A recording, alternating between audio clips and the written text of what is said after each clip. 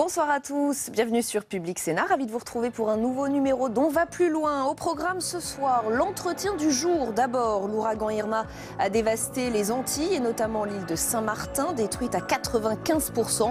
Le bilan humain est lourd. La France tout entière est mobilisée, a déclaré le président de la République, d'autant plus que 2 ouragans risquent de frapper ce week-end.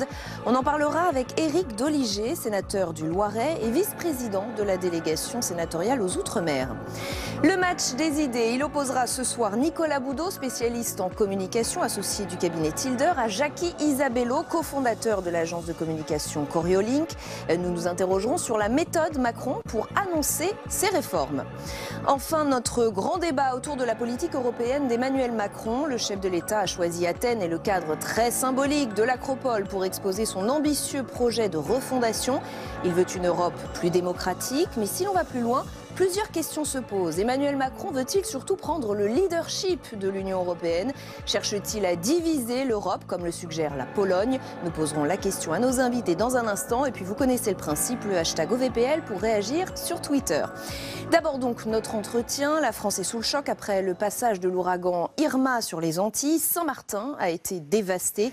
Il faudra des mois avant un retour à la normale. Emmanuel Macron a fait part de son émotion et de sa mobilisation à la mi-journée depuis Athènes. Et c'est la France qui a été touchée. Nous avons plusieurs décès. Il est à cette heure trop tôt pour tirer quelques bilans que ce soit. Des dommages matériels très lourds. Des Françaises et des Français sidérés par ce qu'ils ont vécu après la violence de ce qui s'est abattu sur eux. Et je veux redire ici combien la France tout entière est mobilisée sur ce sujet. Avec nous pour cet entretien, Éric Doligé. Bonsoir, vous êtes sénateur du Loiret, vice-président de la délégation sénatoriale aux Outre-mer. On a entendu un président très ému, vous l'êtes aussi, j'imagine? Bien sûr, je suis très ému et je crois que l'émotion du président de la République est ressentie par l'ensemble des Français qui vivent la situation de nos amis de Saint-Martin et de Saint-Barthélemy qui sont dans des situations complètement dramatiques. J'avais appelé mon collègue de Saint-Barthélemy, Michel Magras, qui est président de notre délégation, quelques heures avant l'arrivée de l'ouragan, et je lui avais dit tout le soutien qu'on lui apporterait, parce qu'il savait qu'il allait vivre des moments difficiles. Annick Girardin, ministre des Outre-mer, est arrivée sur place très vite. Dès ce matin, Emmanuel Macron a également annoncé sa venue prochaine, dès que possible, dit-il. C'est une mobilisation gouvernementale à la hauteur de l'événement, selon vous?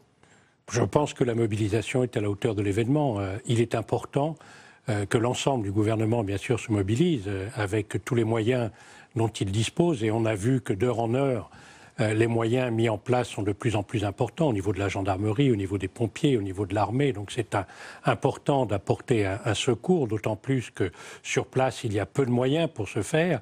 Et en plus, les moyens existants ont pour la plupart été détruits ou sont en incapacité d'intervenir compte tenu de la situation. Donc je pense que le gouvernement a pris la mesure de la réalité de la catastrophe qui s'est produite. Juste avant l'arrivée de cet ouragan, certains habitants ont refusé de se calfeutrer, de se confiner, comme les autorités l'avaient demandé.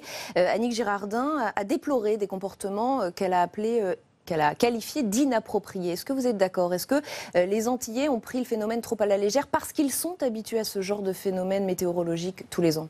Bon, je ne pense pas qu'ils l'aient pris à la légère, mais il y a beaucoup de gens qui ne possèdent pas grand-chose dans les Antilles, à Saint-Martin par exemple, et qui ont probablement voulu surveiller, protéger leurs biens alors qu'ils ne pouvaient rien faire. Donc c'est une réaction que l'on peut comprendre, mais qui n'est pas raisonnable.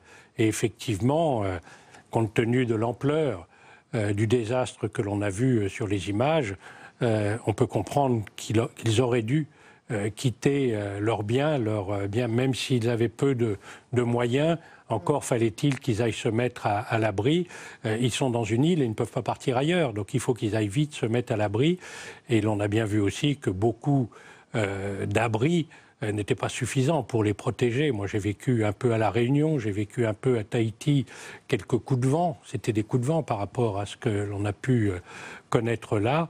Et l'on voit la puissance des éléments. On se dit qu'il faut aller se mettre à l'abri. On a vu la mobilisation du gouvernement. Est-ce que le Sénat compte se mobiliser d'une manière ou d'une autre, apporter son aide? Bon, cela m'étonnerait que le président Larcher ne fasse pas des propositions. Vous savez qu'il il y a une fameuse réserve parlementaire. Cette fameuse réserve parlementaire, le président du Sénat avait bien insisté en disant qu'il serait bien que l'on puisse en conserver pour pouvoir l'utiliser dans le cadre de grandes, je dirais, difficultés que l'on pourrait avoir à connaître, des catastrophes. Et on a déjà utilisé cette réserve parlementaire au niveau du Sénat dans le cadre de catastrophes. Et ça serait peut-être utile qu'elle continue à perdurer dans ces cas particuliers. Je suis persuadé que le président du Sénat va faire des propositions. Vous l'appelez à le faire ce soir ? Moi, je n'ai pas besoin de l'appeler à le faire, il va le faire de lui-même. Je le connais suffisamment pour savoir qu'il va faire des propositions en ce sens. Il faut absolument aller aider nos amis de Saint-Martin et de Saint-Barthélemy. Heureusement, la Guadeloupe n'a pas souffert et on a là un point d'appui qui n'est pas trop loin, qui va permettre d'être en proximité assez rapidement. Mais je me doute de la détresse de nos amis de Saint-Martin et de Saint-Barth. Une question très spécifique sur le cas de Saint-Martin, qui est une île partagée entre la partie française et la partie néerlandaise. Si des aides sont envoyées, si de l'argent est donné, il concernera toute l'île, partie française et partie néerlandaise ? Il faut bien sûr regarder déjà si on a les moyens d'aider la partie française, mais vous avez dû entendre que déjà la France se préparait pour aider d'autres îles qui ne sont pas françaises, avant même que l'ouragan n'arrive sur ces îles-là. Donc cela m'étonnerait que la France n'amène pas des secours à l'île de Saint-Martin pour la partie néerlandaise, qui est dans la même situation que nous. Je pense que quand on vit ces situations-là, on ne doit pas regarder d'où l'on est, quelle est notre origine. Il y a un drame, et il faut aider les gens qui sont dans une situation difficile. Et la France a des moyens d'aide plus importantes que d'autres pays, donc on va certainement les aider. Mais il faut très vite travailler avec les Pays-Bas, et je suis persuadé que c'est déjà, on n'en parle pas, mais que c'est déjà parti. Que c'est déjà le cas. Merci beaucoup Éric Doligé d'avoir été notre invité ce soir. Je rappelle que vous êtes sénateur du Loiret et vice-président de la délégation sénatoriale aux Outre-mer. Place maintenant au match des idées. Il va opposer dans un instant deux spécialistes en communication, Nicolas Boudot et Jacky Isabello. On va revenir avec eux sur la façon dont Emmanuel Macron annonce ou n'annonce pas d'ailleurs ses réformes. Vous allez le voir, à tout de suite après une courte pause.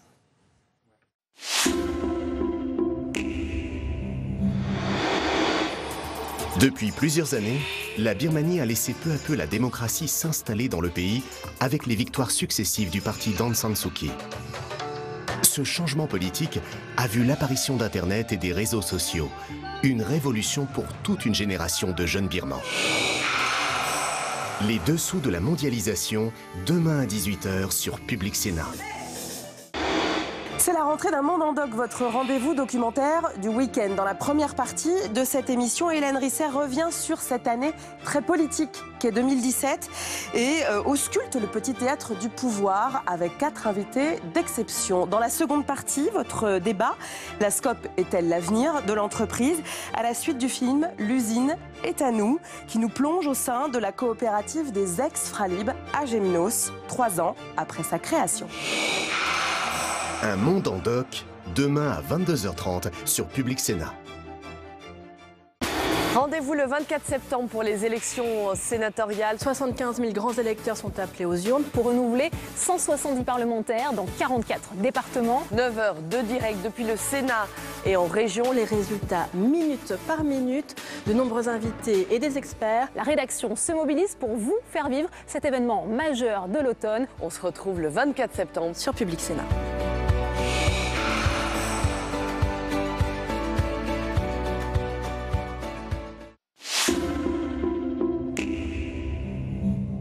Avec nous pour ce match des idées, Nicolas Boudot, bonsoir. Vous êtes spécialiste en communication associé au cabinet Tilder. Jacky Isabello, bonsoir à vous également, cofondateur de l'agence de communication Coriolink. Un mot d'abord de la mobilisation du gouvernement après le passage d'Irma sur les Antilles. Une ministre déjà sur place, l'annonce d'une visite prochaine d'Emmanuel Macron, conférence de presse d'Édouard Philippe dans l'après-midi. C'est la première catastrophe naturelle à laquelle ce gouvernement est confronté. Première communication de crise déjà. Jusqu'ici, rien à redire, Jacky ?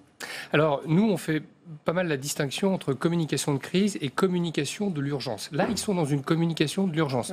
Pour faire très vite, la communication de crise, vous prenez une information catastrophique, vous n'étiez pas préparé, personne ne vous l'avait dit, vous êtes obligé de gérer, vous faites ce qu'on appelle du babysitting. Là, ces process-là, ils sont connus. On sait qu'il peut y avoir des trains qui déraillent, qu'il peut y avoir des ouragans, qu'il peut y avoir des débordements. Et donc, le gouvernement a des process et il est habitué. Là, pour aller assez vite, je trouve que c'est plutôt bien géré parce que dans ces cas-là, on fait ce qu'on appelle les 4C. C'est célérité, beaucoup de coordination, une grande cohérence et puis de la conviction. Et vous avez vu que sur ces 4 registres, on peut dire que le gouvernement, pour l'instant, s'est pas trop planté et ils ont géré ça de manière assez intelligente. On a l'impression qu'ils font le job, ils sont sur le terrain. Pour faire une dernière comparaison, c'est pas Mattei, en je ne sais plus quelle année, qui était sur sa terrasse, 2003. Alors que des personnes âgées mouraient à tour de bras dans les hôpitaux et on avait l'impression que voilà. Il y avait un décalage énorme. Exactement. Et Emmanuel Macron a montré beaucoup d'émotions, beaucoup d'empathie. Oui, beaucoup d'empathie. C'était après les 4 C de Jackie, le E qui manquait. Beaucoup d'émotions et beaucoup d'empathie. Dans ce registre, les présidents de la République excellent et particulièrement Emmanuel Macron. Franchement, il n'y a pas grand-chose à redire sur ce sujet à part beaucoup de tristesse pour les Antilles et les 2 îles de Saint-Barthélemy et Saint-Martin. Alors le sujet qui nous intéresse également dans ce match des idées, c'est la façon dont Emmanuel Macron annonce ses réformes. On a été frappé hier en découvrant la une du Monde, son intention de proposer un grand deal à la SNCF, reprendre la dette de l'entreprise en échange d'une transformation profonde de son organisation. Et en fait, l'initiative, le chef de l'État en a fait part en juillet dernier. Il l'annonce dans le TGV inaugural de la nouvelle ligne Bretagne-Pays de la Loire. Il donne une interview à un magazine interne de la SNCF et la scène a été filmée en partie. Regardez. Le modèle sur lequel on a vécu, on a construit en quelque sorte le mythe de la SNCF, n'est pas celui sur lequel on construira la SNCF du 21e siècle. Alors, il n'annonce pas un petit projet, là, Emmanuel Macron. C'est quand même un énorme dossier et il le fait en tout petit comité. Est-ce que ça vous a surpris, Nicolas Boudot ? Ça peut être surprenant parce que c'est inhabituel de la part d'un président de la République, mais en termes de communication, c'est hyper bien joué. C'est vraiment un coup de maître de pouvoir dire en interne à la SNCF, c'est-à-dire aux cheminots qui sont concernés au premier rang par ce projet de réforme dont il a dressé les contours. C'était au mois de juillet. Manifestement, les cheminots ont reçu ce magazine interne, ce journal interne, l'ont plutôt bien accepté jusqu'à il y a quelques temps où ils l'ont lu, un journal interne, ça se lit, jusqu'à ce que le journal Le Monde, probablement bien informé comme souvent, le reçoive probablement d'une organisation syndicale qui n'est pas complètement d'accord avec les propos du président de la République. Ça fait évidemment beaucoup de bruit médiatique depuis 24 heures. Ça commence à en faire. Il y a des manifestations sur d'autres sujets. Il y a des manifestations sur d'autres sujets dans la semaine qui vient, la semaine prochaine. Ça permettra à tout le monde de se compter.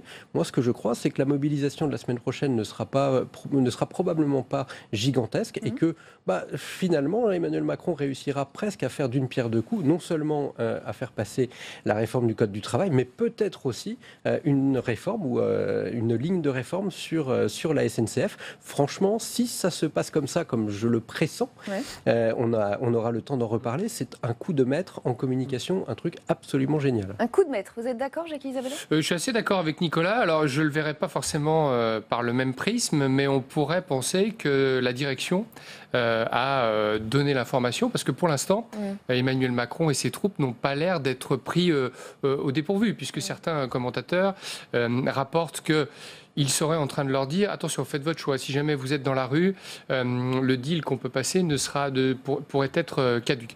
Je fais un retour en arrière. Dans notre métier, en 67, McLuhan nous dit « The medium is the message ». Ça veut dire que le média, c'est-à-dire que le tuyau ou le véhicule l'emporte sur le message.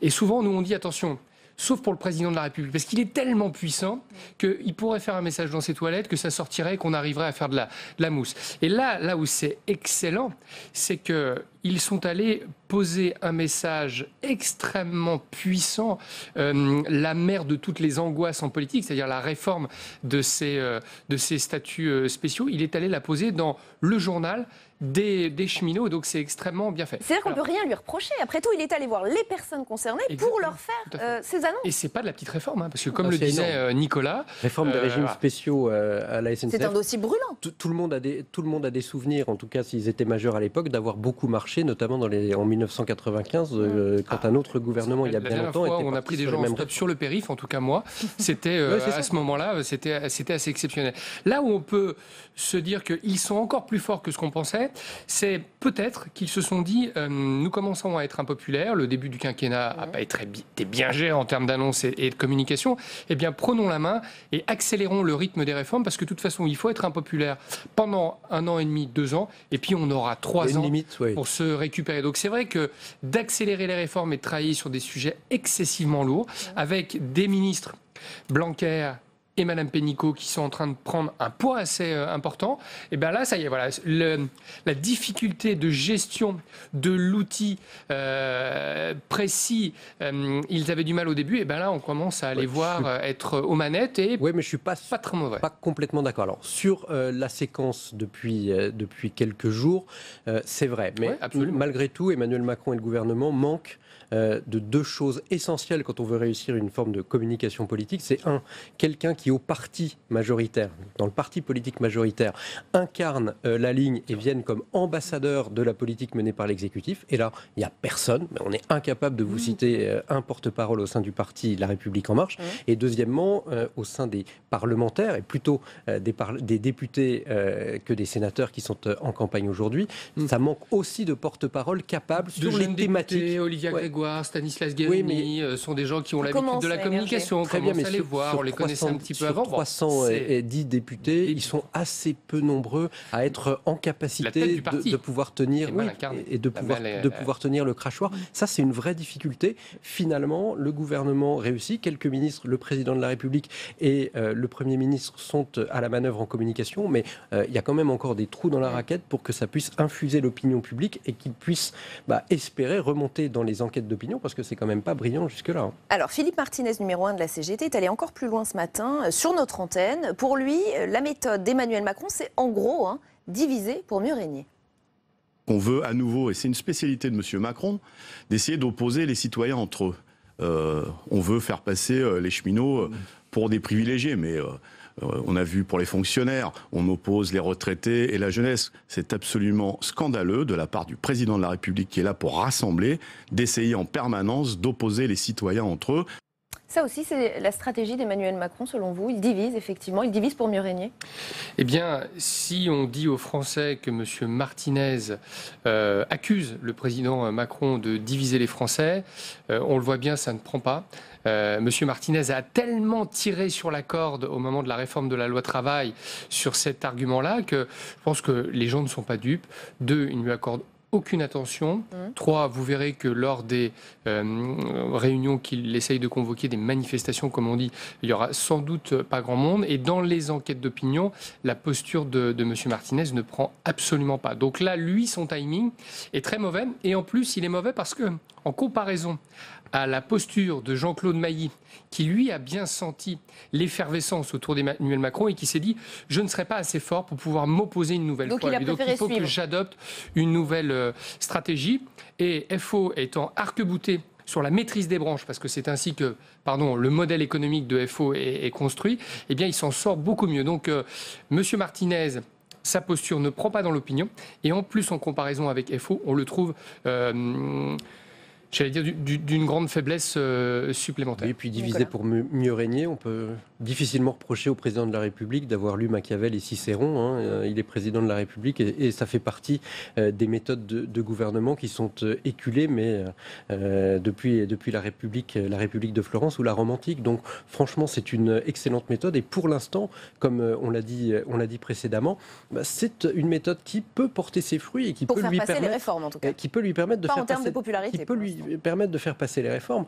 Alors après, on n'est jamais réélu sur un bilan, mais enfin, s'il réussit une réforme du Code du travail qui est attendue depuis longtemps, suivie d'une réforme des régimes spéciaux de retraite, franchement, on peut être certain qu'il remontera dans les enquêtes. Et réforme de l'UNEDIC et réforme de la formation professionnelle. S'ils arrivent à aboutir toutes ces réformes en à peine 6 mois d'exercice, c'est vrai que ce sera un bilan pas négligeable. J'aimerais qu'on prenne quelques minutes pour revenir sur sa méthode et sa communication globale. Depuis 4 mois qu'il est aux manettes maintenant, on a eu un Emmanuel Macron qui a choisi le silence, qui a refusé de s'adresser aux journalistes, qui a refusé l'interview du 14 juillet, et puis qui tout d'un coup, voyant que ça ne fonctionnait pas dans les sondages, a finalement décidé d'adresser la parole aux journalistes, interview au point, peut-être une interview télévisée dans quelques semaines. Pourquoi ça n'a pas fonctionné, ce silence? Pourquoi les Français, après tout, n'acceptent pas qu'un président prenne de la hauteur et ne se mêle pas de l'actualité médiatique? Ce ne sont pas véritablement les Français qui n'acceptent pas. Quand vous choisissez cette stratégie de communication du silence, c'est-à-dire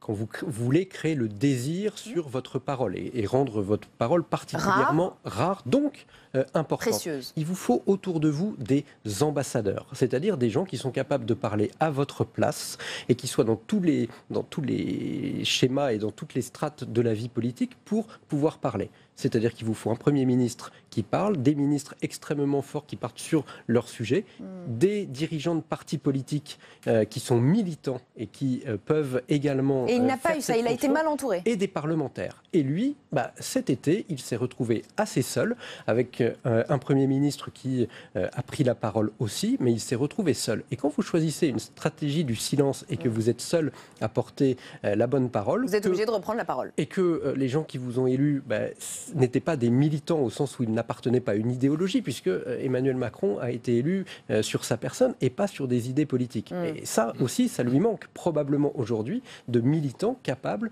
de faire du porte-à-porte pour rappeler que des réformes sont en cours et qu'on a élu un président de la République avec un programme.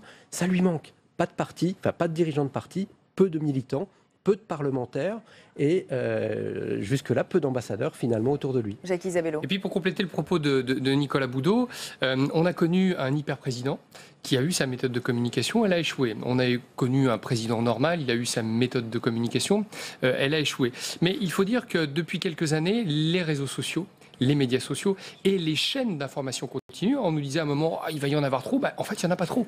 Les gens les consomment et ils sont contents de les avoir. Donc c'est vrai que la communication du président de la République et du gouvernement se fait ubériser. Et donc, on est resté sur des vieux schémas. On n'arrête pas de nous rappeler Pilan, qui était au siècle dernier, et puis alors à l'époque où il y avait encore 3 chaînes. Donc, ils tâtonnent aussi. Et ils ont découvert que les grandes théories qu'ils souhaitaient imposer, ce fameux théorie du silence, et on l'a dit avec Nicolas, on s'est retrouvés sur des plateaux en disant, mais c'est du grand n'importe quoi, on ne peut plus vivre dans ce schéma-là. Bon, fort heureusement, il a très vite compris que ça n'était pas acceptable. Donc, c'est vrai qu'un désert autour de lui pour porter la parole, ce que les anglo-saxons appellent l'advocacy, plus ce changement assez rapide de communication, bien on voit la différence. Et là, ils sont aux manettes, ils ont pris la mesure et ils se débrouillent plutôt pas mal. Il reste à résoudre ce problème au Parlement. Au Parlement et au parti. Et on s'arrêtera là-dessus. Merci à tous les deux d'avoir participé à ce match des idées dont on va plus loin. Place maintenant à notre grand débat sur Macron et l'Europe. On reparle d'Emmanuel Macron. Le président français a très vite affiché la couleur.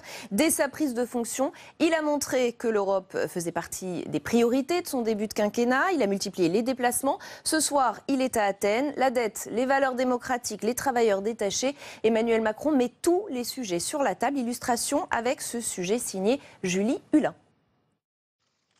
Une accolade chaleureuse entre Alexis Tsipras et Emmanuel Macron. Un symbole, mais surtout le point d'orgue d'une série de voyages. En 15 jours, le président français a rencontré pas moins de 12 chefs d'État ou de gouvernement de l'Union européenne. Un choix lourd. Emmanuel Macron, le candidat pro-européen, porté par une priorité, la relance du projet communautaire. Sa promesse en clin d'œil, visiter tous les pays de l'Union européenne d'ici à fin 2018. Alors, il occupe le terrain.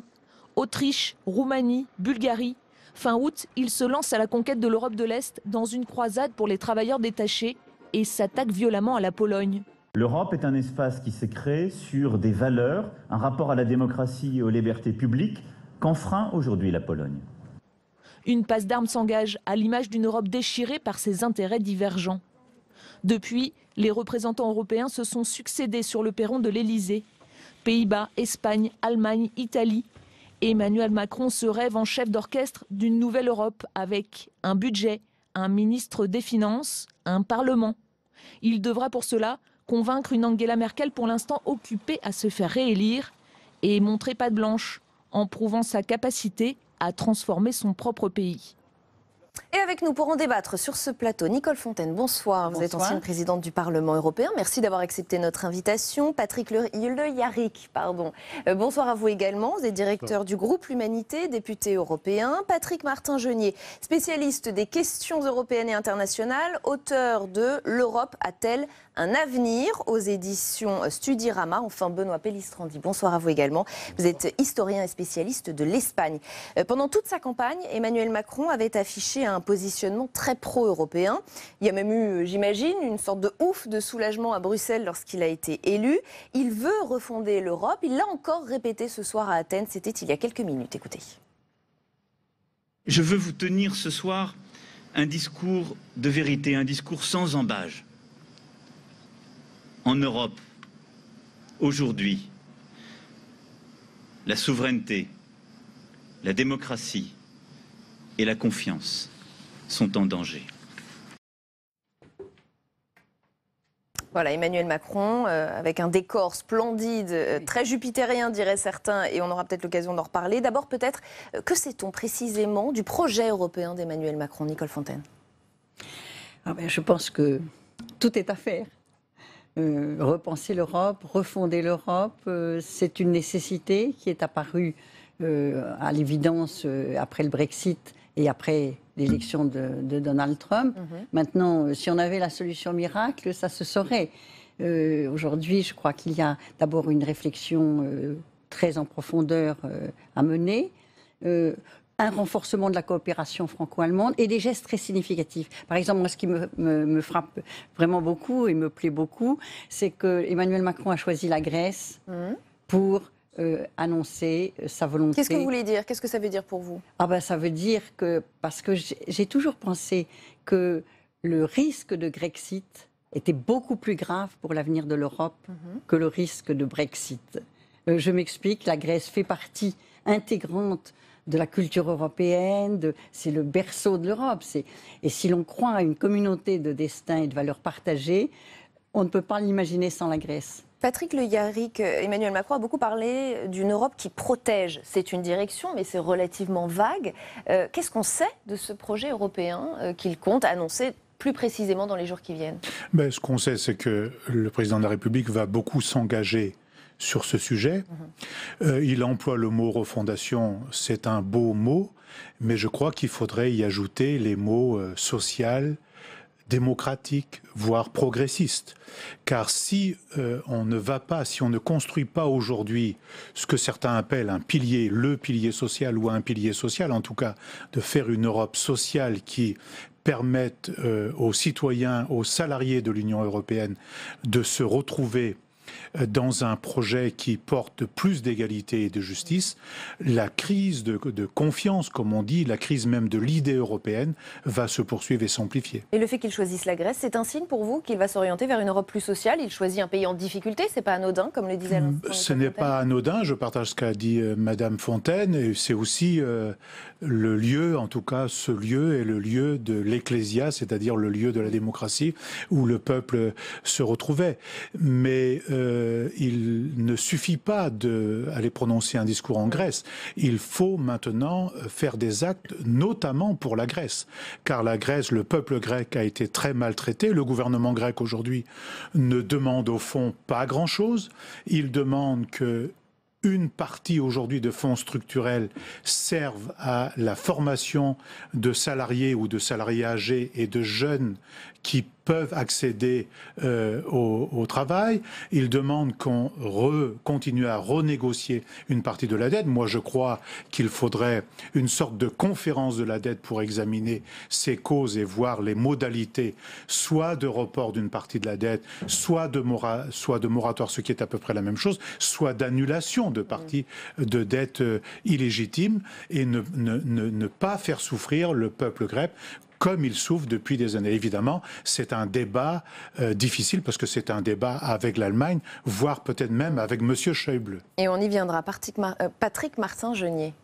Oui, je crois que vous avez tout à fait raison. Lorsqu'on parle de refonder l'Europe, l'Europe qui protège, vous avez vu que lors de la conférence de presse avec le Premier ministre grec, il a évoqué la révision de la directive sur les travailleurs détachés. C'est un gros chantier parce qu'effectivement, il n'y a pas que la liberté de circulation des marchandises, des capitaux, c'est important, mais il y a également effectivement cet aspect social et dans le traité, il y a un certain nombre de dispositions sur l'Europe sociale. Et je crois qu'effectivement, c'est un élément important de cette Europe qui doit protéger et qui va se matérialiser dans les mois qui viennent par des propositions. Il y a donc l'Europe sociale, la révision sur la directive des travailleurs détachés. Alors on verra dans les faits ce que ça va donner, parce que la révision d'une directive, comme vous savez, ça prend du temps, notamment avec le Parlement européen qui prend le temps de légiférer. Je ne veux pas dire par là que le Parlement européen est... Non, le Parlement européen ne retarde pas. Il ne retarde pas, mais il prend le temps d'examiner. Ils ne sont pas uniquement là, mais le Parlement prend le temps de légiférer. On l'a bien vu sur la révision de cette directive des travailleurs détachés, et également sur la défense européenne, et enfin sur la politique migratoire. Ce sont trois éléments importants qui fait que le président de la République devrait, notamment après les élections en Allemagne, matérialiser, faire des propositions concrètes sur cette Europe qui protège. Benoît Pellistrandi, on va vers une Europe plus sociale avec Emmanuel Macron? C'est pas évident. C'est pas évident parce que l'option aussi qu'a choisi Emmanuel Macron, c'est quand même de faire de l'Europe le levier de modernisation de la France. Et donc on est dans une dialectique assez, finalement, assez subtile mais simple à voir, qui consiste à rassurer nos partenaires européens parce que la France a quand même vis-à-vis des Européens un certain nombre de devoirs qui n'ont pas été faits.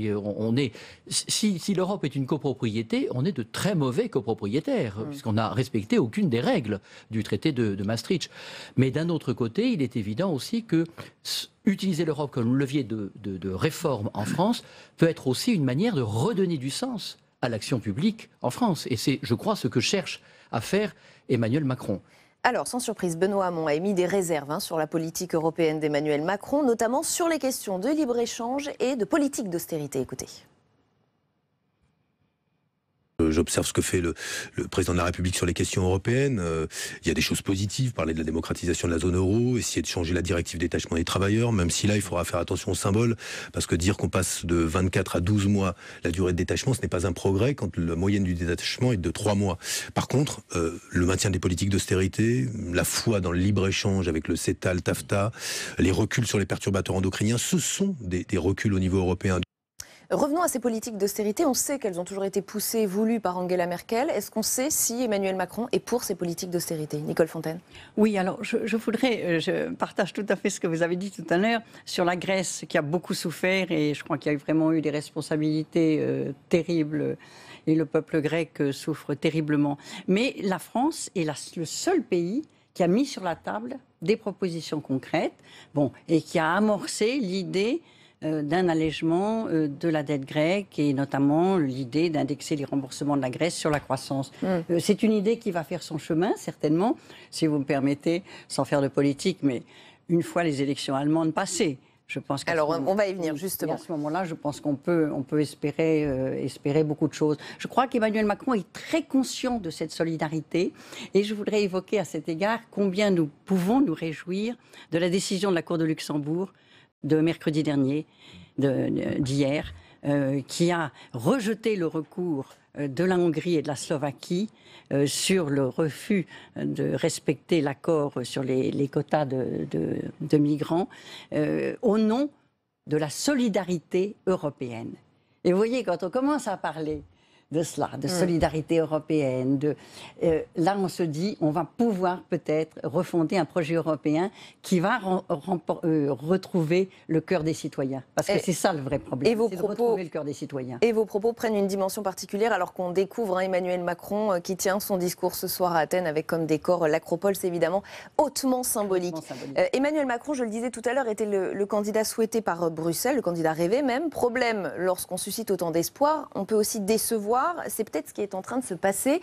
Au mois d'août, le chef de l'État a fait une petite tournée européenne. Il a bien choisi certains pays, l'Autriche, la Roumanie, la Bulgarie, évoquant notamment ce fameux sujet très sensible de la directive européenne sur les travailleurs détachés et taclant au passage la Pologne. Écoutez. La Pologne ne saurait être aujourd'hui le pays qui donne son sens ou sa direction à l'Europe. C'est aujourd'hui un pays qui décide d'aller à l'encontre des intérêts européens sur de nombreux sujets. L'Europe est un espace qui s'est créé sur des valeurs, un rapport à la démocratie et aux libertés publiques qu'enfreint aujourd'hui la Pologne. Et donc à cet égard, je pense que la déclaration de la première ministre polonaise hier ajoute une nouvelle erreur à la stratégie polonaise et manifeste combien ce pays décide aujourd'hui de se mettre en marge de l'histoire, du présent et du futur de l'Europe. Ce que je regrette, mais ma conviction, c'est que le peuple polonais mérite mieux que cela. Il a levé un tabou, il a eu raison de le faire, Patrick Le Hiérich. Il a soulevé une question qui existe effectivement sur le sujet de la directive travailleurs détachés. Oui, nous avons des désaccords. Encore que on était plutôt sur le point, dans la commission d'emploi et affaires sociales du Parlement européen, de rallier à nous les parlementaires polonais et d'autres. Dans cette tournée, d'ailleurs, il y a beaucoup à boire et à manger. Sur le principe de faire une telle tournée, oui, c'est un acte intéressant, je crois qu'il fallait le faire. Maintenant, sur la méthode, il faut y regarder à deux fois. C'est une bonne chose que la Cour de justice ait prononcé ce verdict hier, mais d'un autre côté, si en politique pure, on a négocié l'accord sur le travailleur détaché en leur disant au fond vous aurez la liberté de ne pas appliquer ce que nous disons ensemble sur ce qu'on appelle, je n'aime pas ce mot, votre part de quota de réfugiés à accepter, je pense que ce n'est pas une bonne chose. D'autre part, avec la Pologne et la Hongrie, oui, il y a d'autres griefs qui concernent le respect des valeurs fondamentales de l'Union, comme on dit, notamment les valeurs de liberté, le respect des institutions de contre-pouvoir, si on peut les appeler comme ça. L'indépendance de la justice, puisque voilà, c'est bien de ça dont il est question actuellement. Et la presse. Mais il faut trouver vraisemblablement des moyens autres que de provoquer, que de parler comme ça, car il y a des règles. On peut déclencher, le Conseil européen peut déclencher un certain nombre de mécanismes qui peuvent ramener les pays dans le droit commun. Et puis il y a la question de la possible division de l'Europe. C'est pas moi qui la pose, c'est la première ministre polonaise qui s'est exprimée hier sur une chaîne d'information. Et je la cite, cela m'inquiète beaucoup que le président français sape en ce moment les piliers de l'Union européenne. On arrive à un moment où au moins une partie des dirigeants de l'UE doivent répondre à la question de savoir s'ils tiennent à l'unité ou si certains de ces dirigeants veulent diviser l'Union européenne. Elle prononce le mot diviser. Est-ce qu'Emmanuel Macron risque de diviser l'Europe ? C'est incroyable, c'est le monde à l'envers. Parce que diviser l'Union européenne, l'unité européenne, et non pas au sacrifice de ses valeurs. On a un certain nombre de valeurs. Rappelons-nous les bases sur lesquelles l'Union européenne, la communauté européenne s'est construite. C'était la paix, la démocratie, la tolérance, et la tolérance figure dans les traités. Donc je crois que c'est vrai que la forme a été un peu dure, mais le président de la République, me semble-t-il, a eu raison de taper du poing sur la table, parce qu'on est en présence d'un pays qui met en cause l'indépendance de la justice, comme disait Madame Fontaine, l'indépendance de la Cour constitutionnelle, et donc sape l'état de droit qui est au fondement de l'Union européenne. Et d'ailleurs, la Pologne fait l'objet aujourd'hui d'une infraction d'une procédure d'infraction de la part de la Commission européenne. Donc aujourd'hui, il faut se dire, il y a des valeurs, est-ce que nous voulons rester ensemble ? Et précisément, on ne peut pas sacrifier l'unité européenne sur l'autel des valeurs de l'Union européenne. C'est important. Benoît Pellistrandi, ensuite Nicole Fontaine. Je pense de toute façon que se croisent deux crises de temporalité différentes. Il y a une crise de court ou moyen terme qui est liée à la crise économique majeure que les pays européens ont souffert à partir de 2008. Et puis, il y a une crise d'identité plus profonde du projet européen. Le projet européen est né dans un contexte très précis qui sont les séquelles de la Seconde Guerre mondiale et la guerre froide. Donc on a construit l'Europe dans le cadre d'une réconciliation franco-allemande, mais avec une menace qui était la menace soviétique et dont les pays de l'Est aujourd'hui... je pense que si on va en Hongrie, en Pologne ou en Roumanie, cette menace, ils l'ont vécue, et s'ils sont aujourd'hui ce qu'ils sont, c'est parce qu'il y a un rejet très fort de cette période-là. Mais dès lors, effectivement, que tout a changé, que l'Allemagne a été réunifiée, il y a une recomposition des équilibres géopolitiques et, j'allais dire aussi, moraux de l'identité européenne, sur des valeurs très fortes, mais qui aujourd'hui ne trouvent pas d'expression politique et ne trouvent pas d'expression, j'allais presque dire, philosophique. Et je suis quand même très frappé par la gravité du ton du président Macron ce soir. il dit la souveraineté, la démocratie sont en danger en Europe. Et si vous vous souvenez des vœux du président Hollande le 31 décembre, ils étaient aussi des vœux très pessimistes. Et il est vrai que quand nous regardons un peu la situation dans différents pays européens, il y a de quoi être très pessimiste. Parce que l'Europe est divisée ? Pas simplement parce que l'Europe est divisée, mais parce que chaque pays porte en lui des formes de crise très graves. Il y a le cas de la Pologne, mais je voudrais évoquer ce qui est en train de se passer en Espagne et en Catalogne, où là encore, un Parlement régional nie la Constitution et nous sommes face à une situation qui peut déboucher sur un véritable conflit. Si vous ajoutez à cela les situations en Hongrie, la difficulté, la crise des migrants, etc., plein d'indicateurs nous montrent effectivement qu'il y a des crises nationales et internationales et que l'Europe devient une caisse de résonance de ces crises, alors que justement, elle devrait être l'instrument de résolution de ces crises. Alors, Nicole Fontaine, en quelques secondes. Oui. Je voulais simplement dire que je trouve que c'est très encourageant de voir que le président Macron parle vrai, n'a pas la langue de bois et qu'il dit les choses très, très fortement. Et vous me permettrez, je voulais simplement rappeler qu'il y a déjà plusieurs années, c'était en 2001, je me souviens, j'étais présidente du Parlement européen, nous avons appris un jour que l'Autriche allait former son gouvernement à part égale avec des ministres du parti de Jörg Haider. Immédiatement, tous les chefs d'État et de gouvernement, il faut dire aussi sous l'impulsion de Jacques Chirac, se sont mobilisés, ont mis en place un système de sanctions à l'égard de l'Autriche. Nous, au Parlement européen, nous avons protesté plus que ça. Nous avons dit notre inquiétude de voir que les valeurs de l'Union européenne risquaient par cette composition d'un pays membre de l'Union européenne d'être bafoué. Vous voyez, et tout le monde a trouvé ça, vraiment, on sauvait nos valeurs. Et depuis, il faut bien le dire, on a vécu une période totalement d'atténissement. Et là, je crois que l'Europe des valeurs est de retour. Alors, si Emmanuel Macron a choisi tout de même un choc frontal avec Varsovie, on peut le dire, sa politique avec Berlin est peut-être un petit peu plus subtile. Officiellement, lui et Angela Merkel s'entendent plutôt bien. Pourtant, quelques signes sont en train de montrer que le président français cherche à s'émanciper peut-être d'une chancelière un peu trop encombrante. Regardez ce qu'il déclare dans un quotidien grec aujourd'hui même, jour de cette première visite à Athènes. Il faut éviter les ruptures avec l'Union européenne, entre l'Union européenne et la Turquie, partenaire essentiel dans de nombreuses crises. Il y a 4 jours, lors du débat qui l'opposait à Martin Schulz, Angela Merkel a eu un discours qui n'avait rien à voir. Écoutez. Il est clair que la Turquie ne doit pas devenir un membre de l'Union européenne. Je vais parler avec mes collègues pour voir si on peut arriver à une position commune et arrêter ces négociations d'adhésion. Si c'est nous qui fermons la porte ou si la Turquie le fait, cela reste à voir. Alors, il nous reste très peu de temps, donc en quelques secondes, une question très simple. Est-ce que les relations sont en train de se compliquer entre Emmanuel Macron et Angela Merkel ? Alors vous savez que la relation franco-allemande est toujours fondamentale. Ce n'est pas la France et l'Allemagne qui font l'unité européenne, mais enfin, lorsque le couple franco-allemand, comme on dit, est uni, ça permet de faire avancer considérablement les choses. Est-ce qu'Emmanuel Macron n'est pas en train de prendre le leadership à la place d'Angela Merkel, trop occupée par sa campagne électorale ? Il essaye de prendre un leadership, c'est normal, il est jeune, il vient d'être élu, et donc on attend beaucoup de la France dans l'Union européenne. Il faut le savoir que lorsque ces ministres se rendent à Bruxelles, toujours on leur demande est-ce que la France va prendre de grandes initiatives, et c'est l'objet d'ailleurs du discours d'Emmanuel Macron. Et naturellement que les positions entre l'Allemagne et la France ne sont pas toujours au même niveau, mais c'est l'art du compromis qui doit dominer. Et à l'issue d'un compromis, d'une discussion entre les deux gouvernements, on arrive à dégager une position commune. Et c'est ce qui est important pour l'avenir de l'Europe. Donc vous n'êtes pas inquiet sur l'entente franco-allemande ? Non, pas du tout. Parce que je pense qu'il y a une chose très importante pour Angela Merkel, ce sont les réformes. Et si Emmanuel Macron, je dis bien si, réussit les réformes qui sont actuellement engagées, je pense qu'à ce moment-là, en Allemagne, il sera le roi.